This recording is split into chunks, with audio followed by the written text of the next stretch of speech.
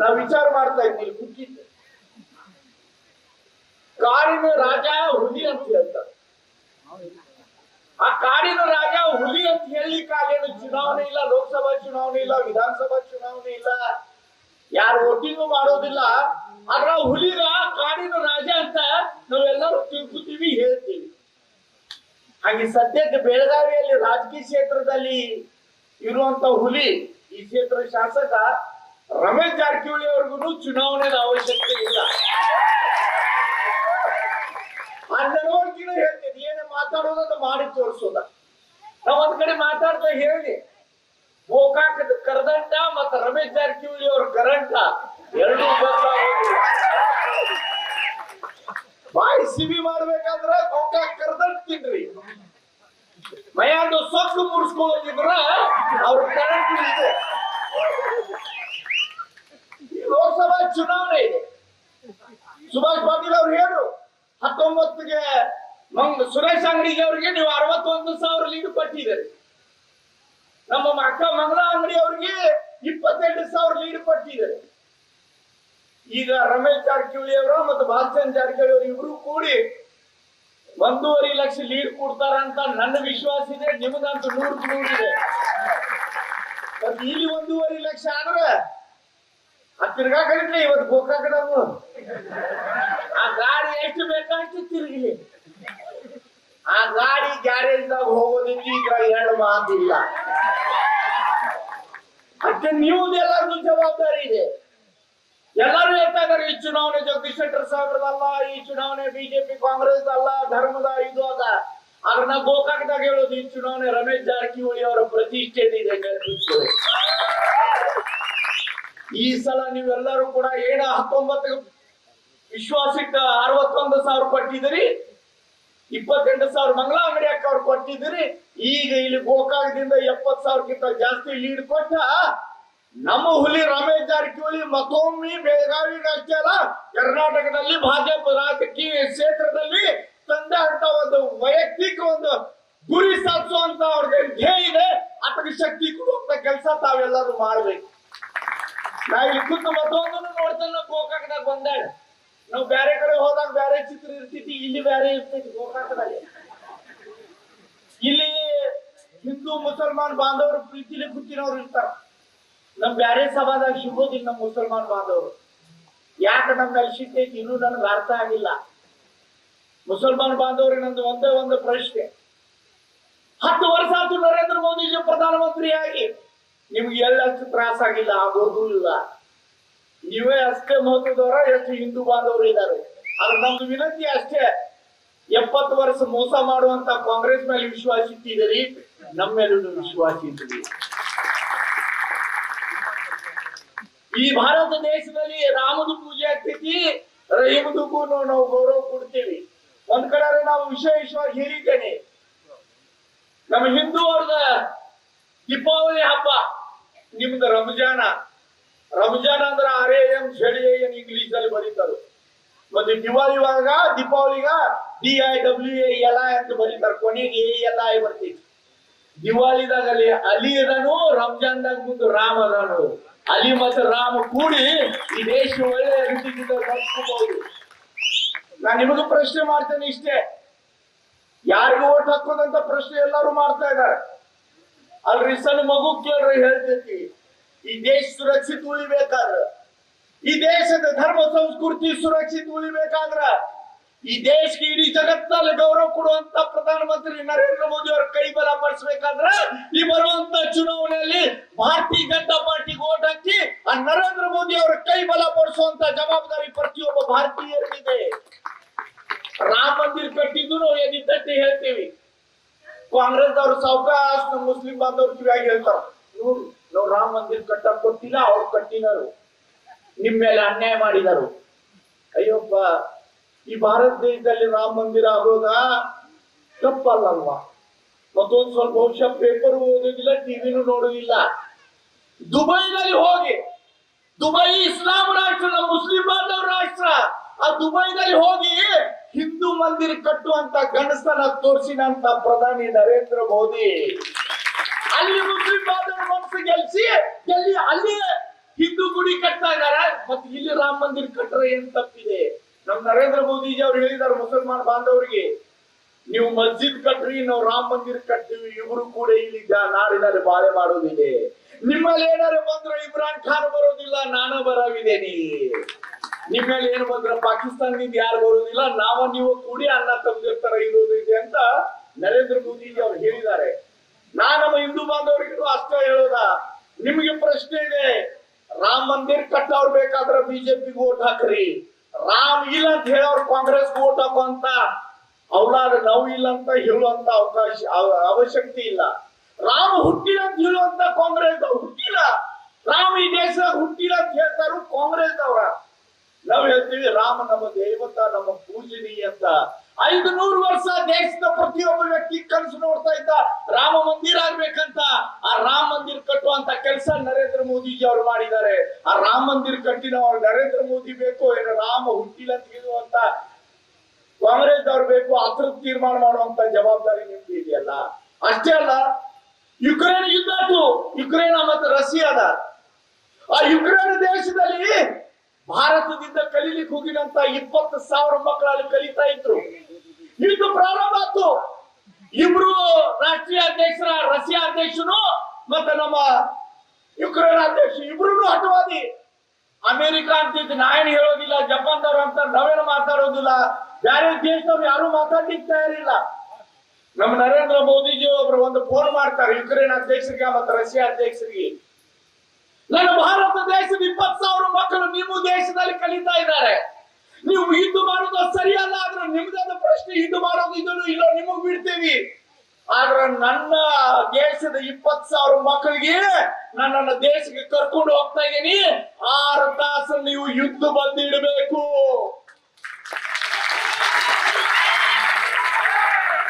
ಇದು ಗನಸು ಮಾತಾಡೋದು ಆವಾಜು ಬ್ಯಾರೆದವ್ರದ. ಈ ನರೇಂದ್ರ ಮೋದಿ ಅಂದ್ರೆ ಗನಸು ಪ್ರಧಾನಿ. ಒಂದು ಫೋನ್ ಮಾಡಿ ಯುಕ್ರೇನ್ ಮತ್ತು ರಷ್ಯಾದ ಯುದ್ಧ 6 ತಾಸು ನಿಲ್ಲಿಸುವಂತ ಗನಸ್ತನ ಯಾವ ಪ್ರಧಾನಮಂತ್ರಿ ಕಡೆ ಇದ್ರ ಆಗ ನಿಮ್ಮ ನರೇಂದ್ರ ಮೋದಿ ಕಡೆ ಅಂತ ಹೆಮ್ಮೆಯಿಂದ ಹೇಳ್ತಾ ಇದ್ದಾರೆ. 20,000 ಮಕ್ಕಳಿಗೆ ಆರಾಮವಾಗಿ ದೇಶದಲ್ಲಿ ಕರ್ಕೊಂಡು ಬರ್ತಾರೆ. ಆ ಪ್ರಧಾನಮಂತ್ರಿ ಬೇಕು ಏನು ಗಾಡಿ बेची इधर से आलू डालो उधर से सोना निकलता है। भगवान शंकर, भगवान कृष्ण सभी लोग तपस्वी थे, उन्होंने जीएसटी लगाया था क्या? ये राहुल गांधी कहता ಎರಡು ಕೈ ಹೊಯ್ಕೊಳ್ಳೋದು ಏನು ಪ್ರಶ್ನೆ ಬಿದ್ದಿತ್ತು ನನಗೆ. ಜಿಎಸ್ಟಿ ಹಚ್ಚಿದ್ರೆ ಏನಂತ ರಾಹುಲ್ ಗಾಂಧಿ ಕೇಳ್ತಾರೆ, ಅದು ಯಾರ ಭಗವಾನ್ ಶಂಕರ ಮತ್ತು ಭಗವಾನ್ ಕೃಷ್ಣ ಜಿಎಸ್ಟಿ ಹಚ್ಚಿದ್ರೆ ಏನಂತ. ಇವು ದೇಶದ ಪ್ರಧಾನಿ ಆಗ್ಬೇಕಂತ ಕಾಂಗ್ರೆಸ್ ನವ್ರು ಕನಸು ನೋಡ್ತಾರ. ನಮ್ಮ ಭಾರತ ದೇಶದ ಪಬ್ಲಿಕ್ ಇಷ್ಟು ಹುಚ್ಚಿಲ್ಲ, ಯಾರಿಗೇನ್ ಮಾಡ್ಬೇಕು ಅವ್ರಿಗೆ ಗೊತ್ತಿದೆ. ಎಲ್ಲಿವರೆಗ ಈ ಭಾರತ ದೇಶದ ನಮ್ಮ ಬಾಂಧವರ ಜಾಗೃತಿ ಇದ್ದಾರೆ ಅಲ್ಲಿವರೆಗೆ ಕಾಂಗ್ರೆಸ್ ಅವ್ರು ಎಷ್ಟು ಬೇಕಾಷ್ಟು ಜೋಗಿ ತಗೊಂಡು ತಿರುಗಲಿ, ರಾಹುಲ್ ಗಾಂಧಿ ಪ್ರಧಾನಿ ಆಗ್ಲಿಕ್ಕೆ ಸಾಧ್ಯ ಇಲ್ಲ. ಈ ದೇಶದ ಮತ್ತೊಮ್ಮೆ 3ನೇ ಸಲ ಪ್ರಧಾನಿ ಆಗುದ ನರೇಂದ್ರ ಮೋದಿ ಅವರ ನೇತೃತ್ವದಲ್ಲಿ ಈ ದೇಶದಲ್ಲಿ ಮತ್ತೊಮ್ಮೆ ಸರ್ಕಾರ ಆಗೋದಿದೆ. ನಾ ಒಂದೇ ಮಾತು ಹೇಳ್ತೇನೆ, ನಿಮಗ್ ರೋಡ್ ಬೇಕು, ಗಟರ್ ಬೇಕು, ಕುಡಿ ನೀರು ಬೇಕು, ಎಲ್ಲಾ ಬೇಕು. ಅದು ಮಾಡಕ್ ರಮೇಶ್ ಜಾರಕಿಹೊಳಿ ಇದಾರ್ರಿ, ಅದು ಶಾಸಕರು ಮಾಡೋದ. ಈ ದೇಶ ಸುರಕ್ಷಿತ ಉಳಿಬೇಕಾದ್ರ, ಈ ದೇಶದ ಧರ್ಮ ಸಂಸ್ಕೃತಿ ಸುರಕ್ಷಿತ ಉಳಿಬೇಕಾದ್ರ, ಈ ದೇಶಕ್ಕೆ ಜಗತ್ತಿನಲ್ಲಿ ಗೌರವ ಸಿಗ್ಬೇಕಾದ್ರ ನರೇಂದ್ರ ಮೋದಿ ಪ್ರಧಾನಮಂತ್ರಿ ಆಗ್ಬೇಕು. ಮತ್ತು ನರೇಂದ್ರ ಮೋದಿ ಪ್ರಧಾನಮಂತ್ರಿ ಆಗ್ಬೇಕಾದ್ರ ನೀವು ಬರುವಂತ ಇವತ್ತು 7 ತಾರೀಕಿದೆ, ಕರೆಕ್ಟ್ 1 ತಿಂಗಳಿಂದ 7ನೇ ತಾರೀಕು ಮೇಘಾಸ್ ಬೆಳಿಗ್ಗೆ 10 ಗಂಟೆ ಮೊದಲು ಹೋಗೋದಿದೆ. ಮತ್ತೆ ಎಲ್ಲರೂ ಕಮಲ ಎದುರುಗಡೆ ಇರುವಂತ ಬಟನ್ ಒತ್ತಿ ಜಗದೀಶ್ ಶೆಟ್ಟರ್ ಸಾಹೇಬರಿಗೆ ದಿಲ್ಲಿ ಕಳಿಸುವಂತ ವ್ಯವಸ್ಥೆ ಮಾಡೋದ ಗುರಿ ಇಟ್ಕೊಂಡು ನಾವೆಲ್ಲ ಕೆಲಸ ಮಾಡೋದಿದೆ. ನಾವು ಯಾರು ಮರೆಯುವಂಗಿಲ್ಲ ಅಂತ ನನಗೆ ವಿಶ್ವಾಸ ಇದೆ. ಏನೇನೋ ಪ್ರಶ್ನೆ ಮಾಡಕ್ಕಾದ್ರ ಅವ್ರು, ಹೊರಗಿನವ್ರ ಒಳಗಿನವ್ರ. ನಾವೊಂದ್ ಕಡೆ ಪ್ರಶ್ನೆ ಮಾಡ್ನೆ, ರಾಹುಲ್ ಗಾಂಧಿ ದಿಲ್ಲಿದಿಂದ ಕೇರಳಕೊಂಡು ವಾಯನಾಡ್ ಇಲೆಕ್ಷನ್ ಮಾಡ್ತಾ ಇದ್ದಾರ, ಅದು ನಡೀತೈತಿ. ಸೋನಿಯಾ ಗಾಂಧಿ ಬಳ್ಳಾರಿಗೆ ಬಂದಿಳು, ಅದ್ರದ್ದೇನು ಪ್ರಾಬ್ಲಮ್ ಇಲ್ಲ ನಿಮ್ಗೆ. ಈಗೂ ಬದಾಮಿದಿಂದ ಸಿದ್ದರಾಮಯ್ಯ ಬದಾಮಿ ಇದು ಮೈಸೂರದಿಂದ ಬದಾಮಿಗೆ ಬಂದ್ರು, ಅದು ನಡೀತು. ಮತ್ ಜಗದೀಶ್ ಶೆಟ್ಟರ್ ಇಲ್ಲಿ ಧಾರವಾಡದಿಂದ ಓಡ್ಕೊಂಡು ಹೋದ್ರು, ಬೆಳಿಗ್ಗೆ ಹೋದ್ರು 12 ಗಂಟೆಗೆ ಹೋಗ್ತೀವಿ ಧಾರವಾಡ. ನಿಮಗೇನ್ ತೊಂದರೆ ಆಗ್ತಾ ಇದೆ? ಇದು ಬರೀ ನಾಟಕ ಇದೆ, ಏನಾರು ಹೇಳೋದು ಕಾರಣ ನಿಮ್ಗೆ ಗೊತ್ತಿರ್ಲಿ. ಮತ್ತೊಂದು ಹೇಳ್ತೇನೆ, ನಾ ಇಲ್ಲಿವರೆಗೆ ಇಲ್ಲಿಲ್ಲ, ನನಗೂ ಫೋನ್ ಬಂದಿತ್ತು, ಸಂಜಯ್ ಪಾಟೀಲ್ರೇ ನೀವು MP ಆಗ್ಬೇಕಾಗಿತ್ತು. ಕರೆಕ್ಟ್ ಕ್ಯಾಂಡಿಡೇಟ್ ರೀ, ನಿಮ್ ಮೇಲೆ ಬಹಳ ಮೋಸ ಮಾಡ್ರ, ನಾವು ನಿಮ್ಗೆ ಬಹಳ ಅನ್ಯಾಯ ಮಾಡ್ರ, ನೀವು ಬರೀ ಸುಮ್ಕೊಡ್ರ, ನಾವು ಉಳ್ಕಿದ್ ನೋಡ್ಕೊತೇವೆ. ನಾನೇ ಬಂದ ತಂದೆ ತಾಯಿ ಹುಟ್ಟಿನಂತ ಸಂಜಯ್ ಪಾಟೀಲ ಎಲ್ಲಿವರೆಗೆ ಉಸುಲು ನಡೀತಿದ್ದಲ್ಲ ಅಲ್ಲಿವರೆಗೆ ಬಿಜೆಪಿ, ಕಮಲ, ನರೇಂದ್ರ ಮೋದಿ ಇದು ಬಿಟ್ಟರೆ ಬೇರೆ ನನಗೆ ಗೊತ್ತಿಲ್ಲ. ಇದು ಕಾಂಗ್ರೆಸ್ದಲ್ಲ, ಇದು ಬಿಜೆಪಿ ಪ್ರಾಡಕ್ಟ್ ಇದೆ. ಇದೇನು ನಡೆಯಾಗಿಲ್ಲ. ನನ್ ಮತ್ತೊಂದು ಪ್ರಶ್ನೆ ಮಾಡೋದು ನಮ್ಮ ಕಾರ್ಯಕರ್ತ, ನಿನ್ನ ಒಂದ್ ಕಡೆ ಮಾತಾಡೋಕೆ ಹೇಳಿ. ಈಗ ಒಂದು ಫ್ಯಾಷನ್ ಹೊಂಟಿತ್ತು ಕಾಂಗ್ರೆಸ್ ಅವ್ರ, ಇದೇನ್ ಕೇಸರಿ ಸಲ್ಲೆ ಐತಲ್ಲ, ಆ ಕಾಂಗ್ರೆಸ್ ಅವ್ರ ಕೇಸರಿ ಸಲ್ಲೆ ಹಾಕೊಳಕದಾರ, ಸಾಪ ಕಟ್ಕೊಳಕದಾರ, ದೊಡ್ಡ ದೊಡ್ಡ ಫ್ಲಾಟ್ ತಗೊಂಡು ಓಡಾಕದಾರ. ನಾವು ಹಿಂದೂ ಇದೇವಿ, ನಮಗೂ ಓಟ್ ಹಾಕ್ರಿ ಅಂತ. ಒಬ್ಬ ಕಾರ್ಯಕರ್ತ ಬಂದ ನನಗೆ ಕೇಳ್ತಾ ಇದ್ದಾರೆ, ಸರ್ ಕಾಂಗ್ರೆಸ್ ಅವರು ಕೇಸರಿ ಸಲ್ಲೆ ಕೇಸರಿ ಪೇಟ ಕಟ್ಕೊಂಡು ತಿರ್ಗಾಕದಾರು ಮತ್ತು ಎಲ್ಲ ಓಟ್ ಆ ಕಡೆ ಹೋಗ್ತಾವ.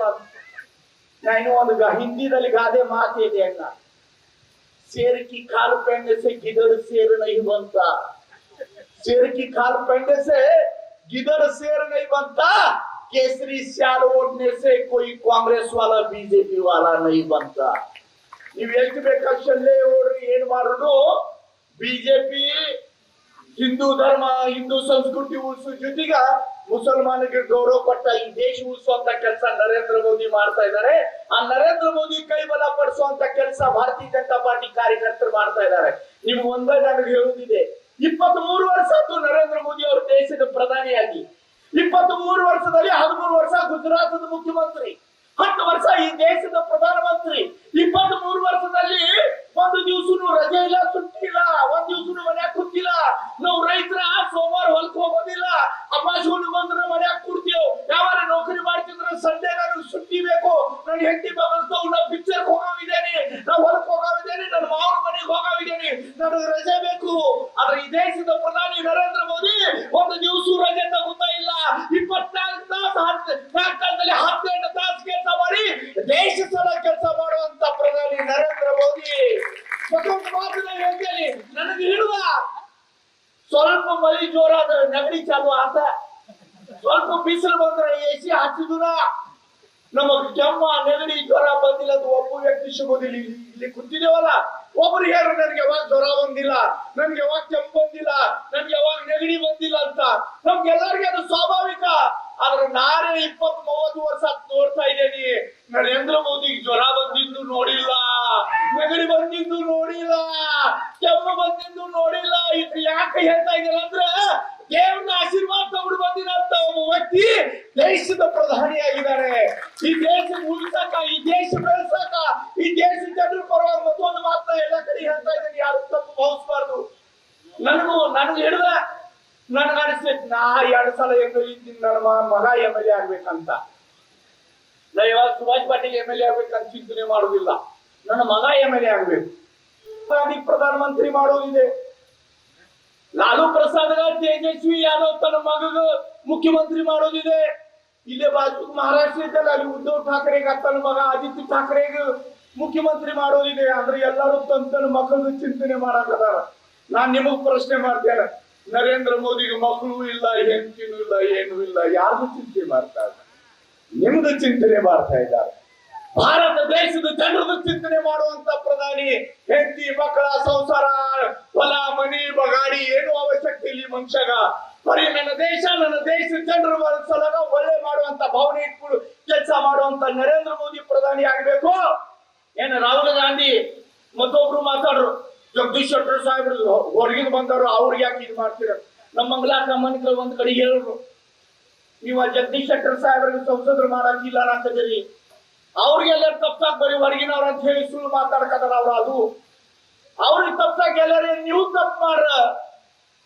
ಈ ದೇಶದ ಪ್ರಧಾನಿ ಇಟ್ಲಿ ಆಗ್ತಾನ, ಯಾರಕವಾದ 50-50, ಅರ್ಧ ಇಂಡಿಯಾ ಅರ್ಧ ಇಟ್ಲಿ. ಚಾಕಿದ್ದ ದೊಡ್ಡ ಬಿಸಿ ಕಿಟ್ಲಿ ಅಂತ, ಅದು ಕಿಟ್ಲಿ ತರಬೇಡ್ರಿ, ನಿಮ್ ಕೈ ವಿನಂತಿ ಮಾಡ್ತೇನೆ. ನಾವೆಲ್ಲರೂ ಕೂಡ ಚಿಂತನೆ ಮಾಡಬೇಕು. ದೇಶ ಧರ್ಮ ಸಂಸ್ಕೃತಿ ಉಳಿಬೇಕಾದ್ರ, ನಮ್ಮ ದೇಶಕ್ಕೆ ಗೌರವ ಕೊಡ್ತಿರುವಂತ ನರೇಂದ್ರ ಮೋದಿ ಅವ್ರ ಕೈ ಬಲ ಪಡಿಸ್ಬೇಕಾದ್ರ 7ನೇ ತಾರೀಕ ನಾವೆಲ್ಲರೂ ಕೂಡ ಗೋಕಾಕದಲ್ಲಿ ನನ್ಗೆ ಚಿಂತನೆ ಇಲ್ಲ. ಇದು ಕಾರ್ಯಕ್ರಮ ಮಾಡೋದಂತ ಮಾಡಾಕದಿ ಎಲ್ಲ ಕಡೆ ಇಲ್ಲರ ಮತ್ತೆ ಬಿಜೆಪಿ ಅವ್ರು ಬಂದಿಲ್ಲ, ಕಾರ್ಯಕ್ರಮ ಮಾಡಿಲ್ಲ ಅಂತ.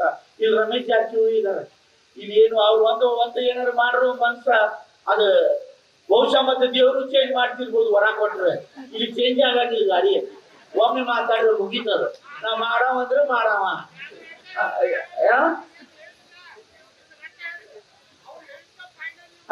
ಅವ್ರು ಹೇಳಿದ್ದ ಫೈನಲ್.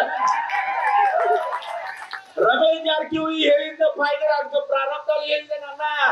ಈಗ ರಮೇಶ್ ಜಾರಕಿಹೊಳಿ ಅವ್ರ ಪ್ರತಿಷ್ಠೆ ಚುನಾವಣೆ ಗೋಕಾಕದಿಂದ 70,000 ಕ್ಯಾಗ್ ಬರಬಾರ್ದು ಅಂತ ಕೈ ಮುಗಿದು ವಿನಂತಿ ಮಾಡೋದ ನನ್ ಧರ್ಮ ಅಂತ ಮಾಡಾಕದೇನ. ನನ್ಗೂ ಗೊತ್ತೈತೆ ನನ್ನ ಭಾಷೆ ಇಲ್ಲಿ ಏನು ಪರಿಣಾಮ ಆಗೋದಿಲ್ಲ, ಎಲ್ಲ ಪರಿಣಾಮ ಅಲ್ಲೇ ಆಗೋದಿಲ್ಲ. ಆದ್ರೂ ಸಂಜಯ್ ಪಾಟೀಲ್ ಬಂದು ಮಾತಾಡಿದ ಹೋದಂತ ಅನ್ಬಾರ್ದು. ನಾನು ಪಕ್ಷದ ಒಬ್ಬ ಕಾರ್ಯಕರ್ತ, ನನ್ನ ಡ್ಯೂಟಿ ನಾ ಮಾಡಾಕದೇನ. ನನಗ್ ಗೊತ್ತು ಇಲ್ಲಿ ಏನಾಗೋದಿಕ್ಕೆ ಅಂತ. ಈಗ ಅವ್ರು ಬಂದು ಎದ್ದು ಹೇಳ್ರು ನೋಡು ಸೂರ್ಯ ಹೋಯ್ತಂತೀವಿ ಎಲ್ಲರೂ ಒಪ್ಪಿತಾರೆ. ನನ್ಗೆ ಗೊತ್ತಿದೆ ಇಷ್ಟು ಭಕ್ತಿ ಮತ್ತು ಇಷ್ಟು ಪ್ರೀತಿ ಇದೆ ನಿಮ್ದ. ಈ ಭಕ್ತಿ ಪ್ರೀತಿ ಹೀಗೆ ಇಡ್ರಿ. ಅವ್ರ ಕೈ ಬಲಪಡಿಸ್ಬೇಕಾದ್ರ ನರೇಂದ್ರ ಮೋದಿ ಅವರು ಪ್ರಧಾನಮಂತ್ರಿ ಮಾಡೋ ಸಲಗ ಜಗದೀಶ್ ಶೆಟ್ಟರ್ ಸಾಹೇಬರಿಗೆ ತಾವೆಲ್ಲರೂ ಕೂಡಿ ಸಂಸದರು ಮಾಡಿ ದಿಲ್ಲಿಗೆ ಕಳ್ಸ್ರಿ. ನಾ ಜಗದೀಶ್ ಶೆಟ್ಟರ್ ಸಾಹೇಬರಿಗೆ ನಿಮ್ ಪರವಾಗಿ ಒಂದು ವಿನಂತಿ ಮಾಡ್ತೇನೆ. ಯಾಕಂದ್ರ ನಾನ್ ನೋಡಿದ್ದ ಈಗೇನ್ ನಮ್ಮ ಅಭ್ಯರ್ಥಿಗಳು ಅದಾರ ನಮ್ಮ ವಿರೋಧ, ಅವ್ರ ಕಡೆ ಬ್ಯಾರೆ ಏನು ಶಸ್ತ್ರ ಇಲ್ಲ. ಅವ್ರು ಹೋಗಿ ನಾ ಕೆಲಸ ಒಳ್ಳೇದ್ ಮಾಡ್ತಾನೆ ಅಂತ ಹೇಳಂಗಿಲ್ಲ. ಅವ್ರು ಹೇಳೋದೇನ ನಿಮ್ ಮನಿ ಮಗ, ನಾ ನಿಮ್ಮವ. ನಾ ಕೇಳಿ ಎಷ್ಟು ಮನಿ ಮಗ ಆಗವಪ್ಪ ನೀ? ಈಗ ಒಂದು ಡೈಲಾಗ್ ಫಿಕ್ಸ್, ನಿಮ್ ಮನಿ ಮಗ ಅಲ್ಲ, ನಾನು ಎತ್ತಿನ ಮಗ ಐತಿ. ಈಗ ಒಂದ ಮತ್ ಎರಡನೇದ ದುಡ್ಡು ಹಂಚಿ ನಾ MLA ಆಗ್ತೇನು, ನಾ ಚುನಾವಣೆ ಗೆಲ್ತೇನಂತ ಅಹಂಕಾರ ಇದೆ. ಆದ್ರೆ ಅವ್ ದುಡ್ಡು ಎಲ್ಲ ಬರುವ ಇಲ್ಲಿಗಲ್ ಆದ್ರೆ ಕಾನೂನು ಬಾಹ್ಯ ರೀತಿಯಿಂದ ತಗೊಂಡು ಬರುವಂತ ಒಂದು ಸವಯ ಐತೆ. ಅವ್ರು ಬೆಂಗಳೂರದಾಗ ಒಬ್ಬರು ದೊಡ್ಡ ನಾಯಕರಿದ್ದಾರೆ. ಅವ್ರ ಬ್ಯಾಂಕ್ದಿಂದ ಎಷ್ಟು ಬೇಕಷ್ಟು ಲೋನ್ ಕೊಡ್ತಾರೆ. ಇವ್ರು ತಗೊಂಡು ಬ್ಯಾಂಕ್ ಹಾಳಾಗ್ಲಿ, ಕರ್ನಾಟಕ ಹಾಳಾಗ್ಲಿ, ನೀ ಆರಾಮಾಗಿ. Because I love you.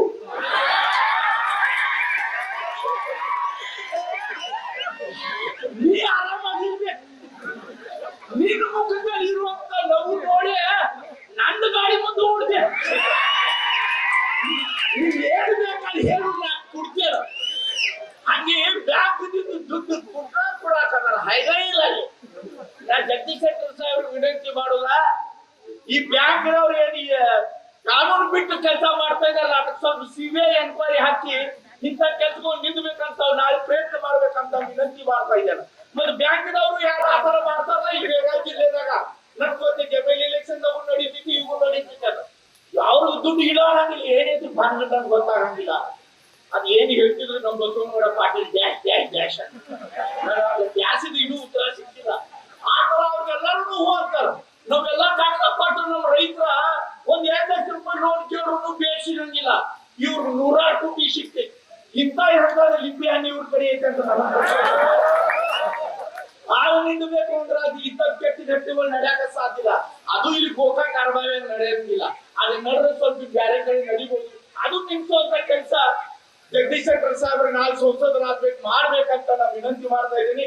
ನಿಮ್ಗೂ ಬಹಳಷ್ಟು ಪಾಯಿಂಟ್ಗಳು ಇದಾವೆ, ಎಲ್ಲ ಮಾತಾಡೋದು ಅವಶ್ಯಕತೆ ಇಲ್ಲ. ಯಾಕಂದ್ರ ಪ್ರತಾಪ್ ಸಿಂಹ ಅವ್ರು ಮೈಸೂರದಿಂದ ಬಂದಾರ. ನಾಯನ ಗರ್ಕಿ ಮುರ್ಗಿ ದಾಲ್ ಬರಲ್ಲ, ಎಲ್ಲಿ ಹೋಗ್ತಿದ್ದ, ಎಲ್ಲಿ ಹೋಗಂಗಿಲ್ಲ. ಇಲ್ಲಿಂದ ಬಾರಂದ್ರೆ 70 ಕಿಲೋಮೀಟರ್ ಬೇಗಾಮ, ನಾಳೆ ಕರೆದ್ರೆ ಮತ್ತು ಹುಡ್ಕೋದು ಬರ್ತೀವಿ, ಎಲ್ಲಿ ಹೋಗಂಗಿಲ್ಲ. ಅದಕ್ಕೆ ನಾವು ಭಾಳ ಮುಂದೆ ಭಾಷೆ ಮಾಡಕ್ ಹೋಗುದಿಲ್ಲ. ಪ್ರತಾಪ್ ಸಿಂಹ ಅವ್ರು ಬಂದು ಬ್ಯಾಟಿಂಗ್ ಮಾಡ್ಬೇಕಂತ ನಿಮ್ ಎಲ್ಲರದು ಭಾವನೆ ಇದೆ. ಅವ್ರ ಮಾತು ತಾವು ಕೇಳ್ಬೇಕು.